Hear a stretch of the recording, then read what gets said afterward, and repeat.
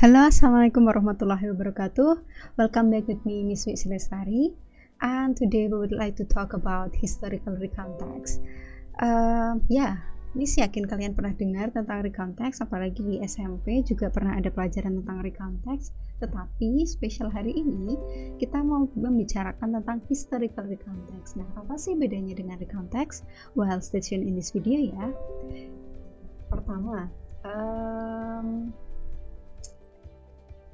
di video ini Miss akan menjelaskan tentang social function-nya, kemudian generic structure-nya, dan juga language feature dari recontext.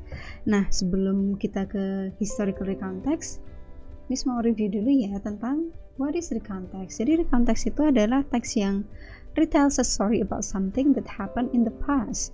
Jadi menceritakan tentang suatu hal yang terjadi di masa lampau. Itu kalau recontext. Nah, sekarang kalau yang historical itu seperti apa ya? Seperti yang sudah kalian tebak, history itu artinya sejarah ya. Jadi historical recontext itu lebih ke recontext which tells about historical events. Jadi menceritakan tentang peristiwa-peristiwa bersejarah begitu. Peristiwa-peristiwa bersejarah itu apa aja sih? Kalau kalian pernah dengar misalkan The Battle of Surabaya, The Indonesian Independence, or The National Heroes Day, apalagi ya, the bombing of Hiroshima and Nagasaki. Nah, itu semuanya adalah historical recontext. Nah, yang pertama, let's talk about the generic structure of the historical recontext.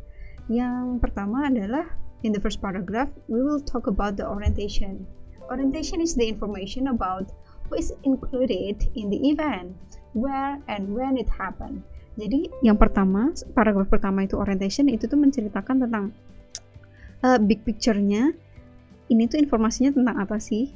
Teks ini akan tentang apa? Kemudian teks ini terjadinya di mana, kapan, dan siapa saja yang terlibat di story itu.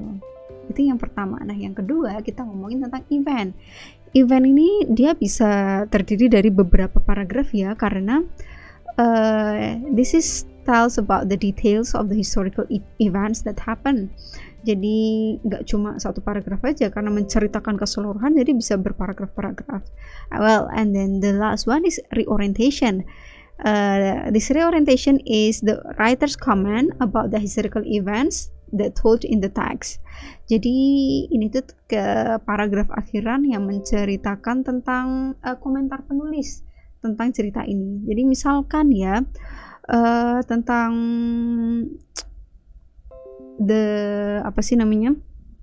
yang Surabaya tuh apa namanya? Nah, Hari Pahlawan.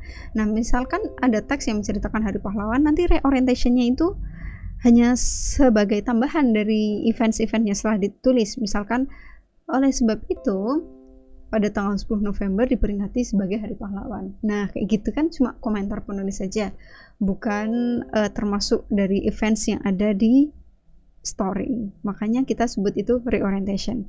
Nah, kalau kalian lihat orientation, events, dan reorientation ini agar kalian mudah menghafalkannya, jadi struktur teks dari teks orientation atau teks orientation lagi, teks recontext itu bisa disingkat OREO.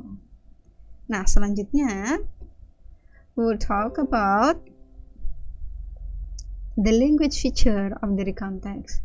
Jadi seperti recontext pada biasanya, karena ini ngomongin tentang suatu hal yang sudah terjadi pada masa lampau, makanya kita pakai simple past tense. Simple past tense itu bagaimana? Yang menggunakan verb bentuk kedua. Misalkan kalau di simple present kita pakai go, di simple past tense kita pakai went. Kenapa pakai went? Karena sudah terjadi kan, jadi kita memakainya yang bentuk kedua. Kemudian in the context we also use temporal sequence. Temporal sequence, for example, like in 1919 or on January 1943 and on Sunday on the next day. Jadi itu tuh menunjukkan kronologis waktu yang diceritakan dalam teks itu.